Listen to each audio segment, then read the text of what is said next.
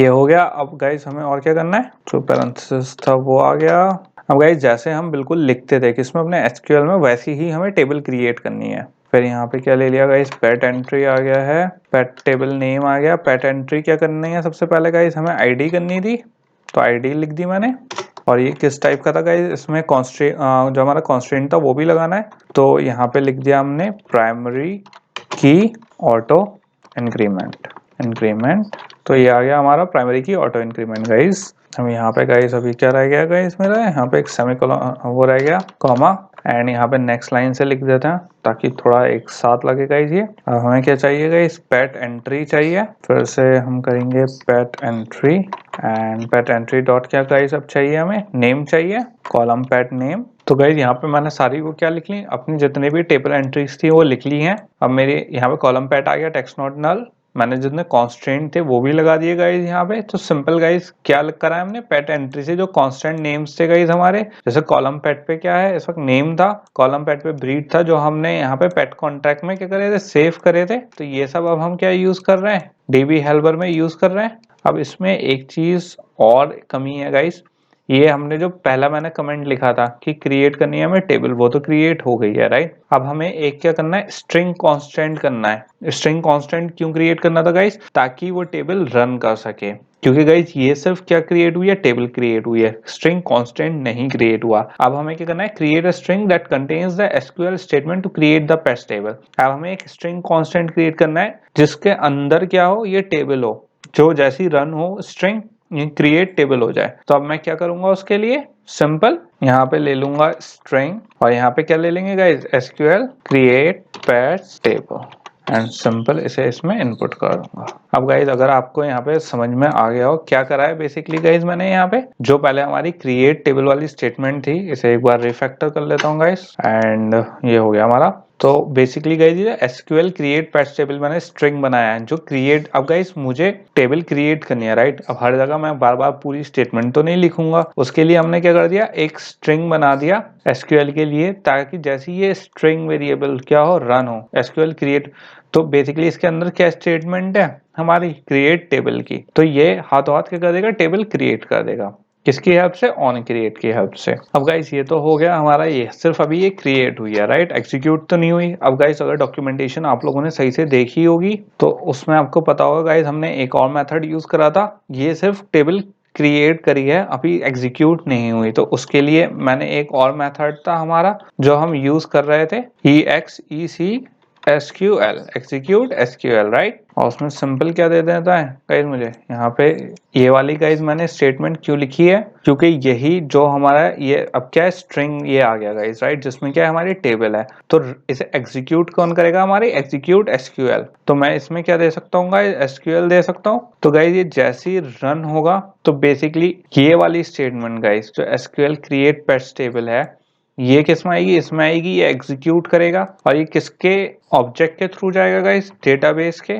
तो यहाँ पे क्या आ गया, हमारा डेटाबेस का रन कर दिया राइट। अब गाइस जो हमारी एरर भी थी वो भी नहीं आ रही यहाँ पे राइट। अगर आप इसे दोबारा देखो तो इसका जो इम्पोर्ट होगा वो फिलहाल नहीं ऐड हुआ है। अगर मैं इसे दोबारा लिखूं, जैसे हमारी पहले लिखने में एरर आ रही थी राइट, अब यहाँ पे देखो आप, ये इसने अपने आप क्या हो गया, ऐड हो गया। तो गाइस यहाँ पे अब हमारी क्या हो गई, स्टेटमेंट पूरी हो गई है। ये ले लिया हमने डेटाबेस का जो ऑब्जेक्ट था SQLite डेटाबेस का, उसको हमने कॉल कर लिया, उसमें डॉट क्या दे दिया हमने, एग्जीक्यूट SQL। और उसमें क्या एग्जीक्यूट करवा दी हमने, ये वाली टेबल एग्जीक्यूट करवा दी, SQL क्रिएट पेट्स टेबल। तो बेसिकली गाइस यहाँ पे क्या हुआ, जैसे ये रन हुआ बेसिकली क्या हो जाएगा, टेबल हमारी क्रिएट हो जाएगी। तो बेसिकली गाइस हमारा ये तो पूरा हो गया। यहाँ पे बेसिकली इस वाले मेथड में ऑन क्रिएट वाला मेथड जैसे ही अब रन होगा ये क्या करेगा, SQL डेटाबेस टाइप का हमने एक ऑब्जेक्ट क्रिएट कर दिया, फिर हमने टेबल क्रिएट कर दी, क्या यूज करके, कांस्टेंट क्रिएट करके।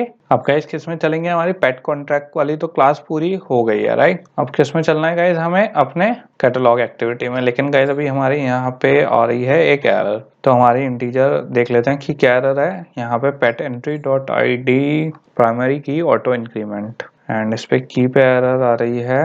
ओके गाइज, मैंने यहाँ पे इंटीजर देना भूल गया, तो मैंने क्या दे दी, इंटीजर प्राइमरी की होगा। ओके, पहले इंटीजर होगा, फिर प्राइमरी की होगी, फिर ऑटो इंक्रीमेंट होगा। तो गाइज यही छोटी छोटी थोड़ी सी मिस्टेक्स होती हैं, इसीलिए हम क्या क्रिएट कांस्टेंट करते हैं, ताकि जो ये छोटी छोटी मिस्टेक्स हैं गाइज, अब ये बार बार हमें जैसे टेबल क्रिएट करनी है तो मुझे बार बार इसे गाइस इसे अगर आप बार बार टाइप करना पड़े आपको टेबल क्रिएट करने के लिए, तो आपकी जो एरर्स आने के चांसेस होते हैं वो बहुत होते हैं कि ऐसी ही कोई ना कोई चीज छूट जाती है, राइट। तो इसीलिए हमने यहाँ पे क्या करा है, एक ही जो सारी कमांड थी वो एक ही स्ट्रिंग वेरिएबल के अंदर डाल ली है, जिससे हमें आसानी क्या होगी कि सिंपल अब मैं ये स्ट्रिंग वेरिएबल करूंगा और मेरी टेबल क्रिएट हो जाएगी, मुझे बार बार एंट्रीज दोबारा नहीं करनी पड़ेंगी। अब किस में चलेंगे गाइस, कैटलॉग में चलेंगे, और यहाँ पे क्या आ रहा है, अभी इस पे एरर आ रही है। क्यों आ रही है, क्योंकि ये क्या कह रहा है, क्लास इंपोर्ट करो।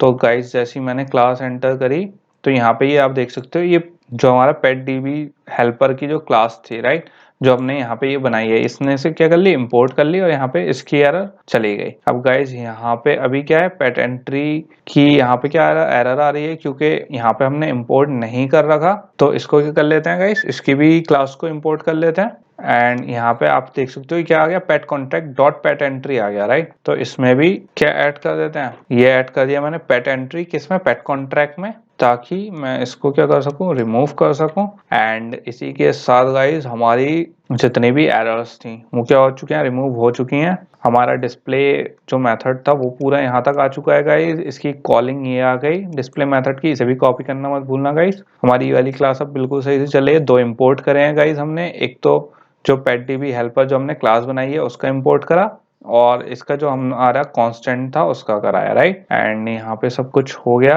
क्योंकि गाइस ये भी क्या ले रहा है हमारी, अगर आप यहाँ पे देखो टेबल नेम ये क्या यूज कर रहा है, कांस्टेंट यूज कर रहा है, राइट, किसका, पेट कॉन्ट्रैक्ट पे से। तो यहाँ पे हो गया हमारी पेट डीबी हेल्पर क्लास, ये क्यों बनाई थी गाइस हमने, ताकि अब ये क्या करेगा, जो हमारी टेबल क्रिएट करेगा, राइट, जो डेटाबेस में। तो इसे अब क्या करके देख लेते हैं गाइस, इम्यूलेटर में रन करके देख लेते हैं, और देख लेते हैं कि नंबर ऑफ रोज कितनी आ रही हैं। तो गाइस आप इसे जैसे ही रन करोगे तो आपको यहाँ पे क्या दिख जाएगा, number of rows in patch database table equals to 0। तो यहाँ पे हमारा सक्सेसफुली क्या हो गया गाइस, डेटाबेस ये जो लाइन है, अभी क्योंकि गाइस हमने टेबल क्रिएट करी है खाली, उसमें कुछ वो नहीं डाला है, तो यहाँ पे क्या दिखाएगा, 0 दिखाएगा आपका। एंड ये चीज मतलब ये लिख के आना, इसका मतलब क्या हुआ गाइस, हमारा डेटाबेस प्रॉपरली क्या हो चुका है, हमारे ऐप से कनेक्ट हो चुका है और कोई एरर नहीं आई है। तो गाइस आप यहाँ तक ट्राई करो, कोई एरर आती है तो आप मुझे बता सकते हो, या मुझसे हेल्प के लिए मुझे मेल या कमेंट कर सकते हो, राइट। एंड कॉन्ग्रेचुलेशन गाइस, यहाँ पे आपने फर्स्ट टाइम क्या करा है, अपना खुद का डेटाबेस क्रिएट करा है, किसमें,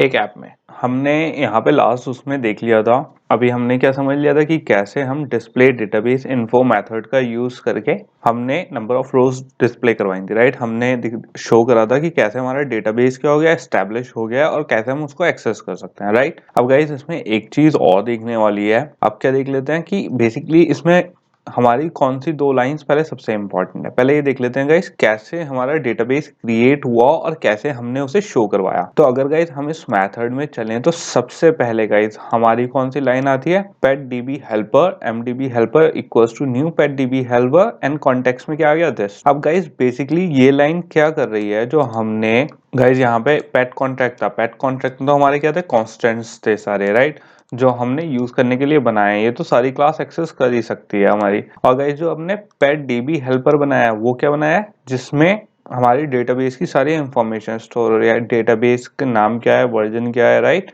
उसमें टेबल क्रिएट हो रही है, अपग्रेड का मेथड है। तो गाइस हमने इस वाली पेट डीबी हेल्पर का यहाँ पे क्या करा, इंस्टेंस क्रिएट करा है, और इंस्टेंस किस नाम से क्रिएट करा है हमने, एमडीबी हेल्पर। ओके, तो गाइस यहाँ पे पेट डीबी हेल्पर का हम क्रिएट कर रहे हैं एक इंस्टेंस, जिसे हम क्या कर सकते हैं, यूज कर सकते हैं। होपफुली गाइस ये वाली लाइन क्लियर हो गई हो कि यहाँ पे हमने क्या करा, इंस्टेंस क्रिएट करा, कौन सी क्लास का, पेट डीबी हेल्पर का, जिसमें हमारी क्या है गाइस, जिसमें हमने टेबल क्रिएट करी है, और जहाँ पे पूरा हमारा डेटाबेस क्या है गाइस, पूरा डिफाइंड है, तो इसका इंस्टेंस क्रिएट कर लिया।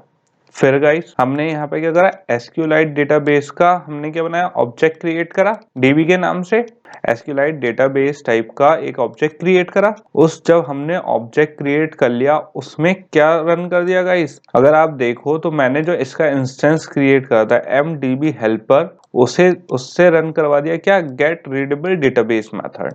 अब guys get readable method database क्या है, अगर आप इसकी डॉक्यूमेंटेशन पढ़ो तो क्या कह रहा है, क्रिएट और open a database, this will be the same object return by get writable database unless some problem. तो बेसिकली गाइस ये क्या कह रहा है कि इस गेट रीडेबल डेटाबेस मेथड का काम क्या है, या तो अगर कोई डेटाबेस एग्जिस्ट करता है तो उसे रीड कर लेगा, और अगर कोई डेटाबेस एग्जिस्ट नहीं करता तो ये सिंपल क्या करेगा गाइस, उसे क्रिएट कर देगा। इस स्टेटमेंट को आप ऐसे समझो गाइस, जब हम टर्मिनल पे डेटाबेस पढ़ रहे थे, राइट, मैंने आपको SQLite 3 से टर्मिनल पे डेटाबेस बनाना सिखाया था। तो ये वाली जो कमांड है ये किसके इक्वल है, अगर हम जब हमने टर्मिनल में डॉट ओपन कमांड यूज करी थी गाइस, डॉट ओपन, जैसे मैंने लिखा था shelter डॉट db, राइट। तो गाइस जब मैंने लिखा था dot open shelter dot db, अब इस सिचुएशन में हमारी दो कंडीशन थी। अगर हमारा शेल्टर डेटाबेस बना हुआ था तो बेसिकली क्या हो रहा था गाइस, हमारा डेटाबेस ओपन हो जाएगा। लेकिन अगर शेल्टर डेटाबेस नहीं बना होगा तो मैंने आपको क्या बताया था गाइस, एक तो शेल्टर डेटाबेस ओपन हो जाएगा और क्रिएट हो जाएगा, क्रिएट होके ओपन हो जाएगा, राइट। तो गाइस ये वाली जो डॉट ओपन स्टेटमेंट जैसे हम यूज करते थे कि क्रिएट कर दे फिर ओपन कर दे, या फिर अगर ऑलरेडी एग्जिस्ट करते तो खाली उसे ओपन कर दे, तो वही वाला काम ये यहाँ पे किस में कर रहा है, हमारे SQLite DB, ये वाला जो डेटा ऑब्जेक्ट है ये इसके इंस्टेंस को कॉल करके इस पे कौन सा मेथड कॉल कर रहा है, गेट रीडेबल डेटाबेस। तो इसका काम क्या है, क्रिएट करना, अगर एग्जिस्ट नहीं करता डेटाबेस, और फिर उसे ओपन कर देना।